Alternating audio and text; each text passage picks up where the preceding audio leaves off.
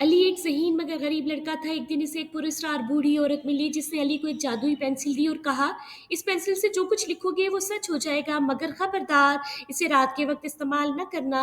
अली खुशी से झूम उठा। उसने दिन भर जादुई पेंसिल से ज़बरदस्त चीज़ें बनाई, खाना, किताबें, स्कूल का सामान और सबसे खास एक छोटा रोबोट दोस्त।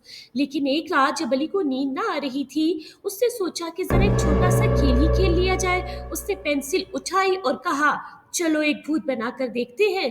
जैसे ही उसने एक डरावने भूत की शक्ल बनाई, कमरे में सर्दी छा गई, खिड़कियां खुद ब खुद बंद हो गईं और अंधेरा गहरा हो गया।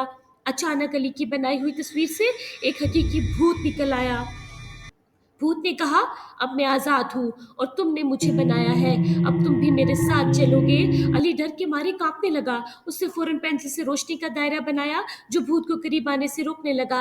अली ने सोचा कि अगर मैं एक और जादुई चीज बनाऊं तो शायद बच जाऊं। उसने एक पहाड़ी बनाई जो कि उसे खिड़की से बाहर नजर आने लगी।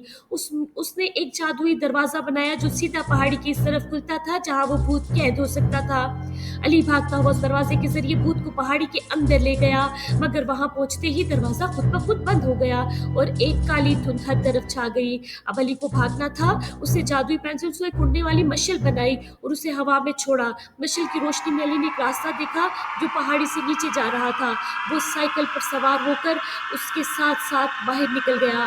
सुबह होते ही उसने पेंसिल वापस इसी बूढ़ी औरत को दे दी। औरत मुस्कुराई और बोली, तुमने एक बहुत बड़ा सबक सीखा। जादू ताकत है लेकिन डरावना खेल खतरनाक हो सकता है।